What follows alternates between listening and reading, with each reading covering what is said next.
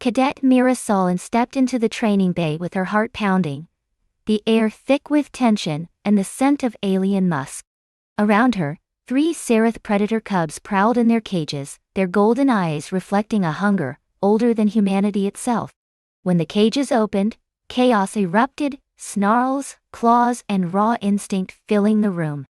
Most cadets stepped back, fear in their eyes. But Mira didn't move. She met the gaze of the nearest cub and refused to look away. Her pulse raced, yet she stood tall, unflinching, her silent defiance marking the moment her courage was tested. The cub's growl rolled through the chamber, low and thunderous, a challenge meant to break her composure. Every instinct screamed at Mira to back away, but she clenched her fists and answered with a sound of her own, a rough, guttural growl pulled from somewhere deep within her chest. The room fell silent.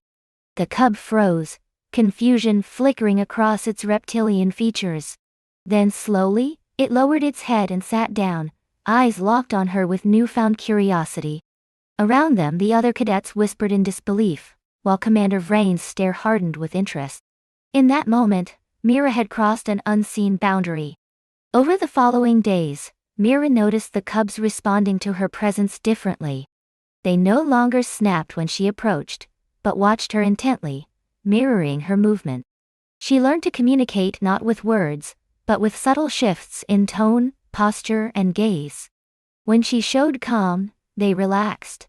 When she asserted confidence, they obeyed. Other cadets relied on commands and force, but Mira chose patience and empathy. The cubs began following her naturally, sensing something familiar in her heartbeat and scent. She didn't conquer them, she connected with them, and in doing so, earned their respect in the truest sense. The jungle trial turned from training to terror when an adult Seraph Alpha burst through the foliage, its roar shaking the ground.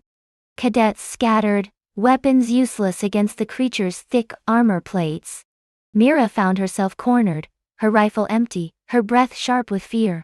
Then, from the shadows, the 3 cubs she'd bonded with appeared, growling fiercely at the Alpha.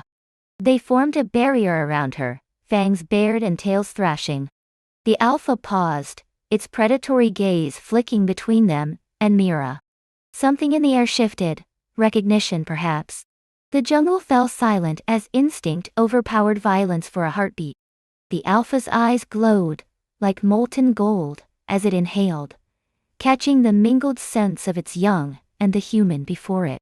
For a tense moment Mira didn't move, her heart pounding, her gaze steady. The cubs stood firm, their growls protective, loyal. The massive predator leaned closer, nostrils flaring, and then, unexpectedly, released a low rumble that sounded almost approving. It turned away, melting back into the jungle's mist. The cubs relaxed, brushing against Mira's legs as if assuring her she was safe. She exhaled shakily, realizing what had just happened. The Alpha had accepted her as one of its own. When the rescue team arrived, they found Mira seated calmly amid the predator cubs, their sleek forms curled protectively around her. Commander Vrain approached in stunned silence, his sharp gaze softening with rare respect.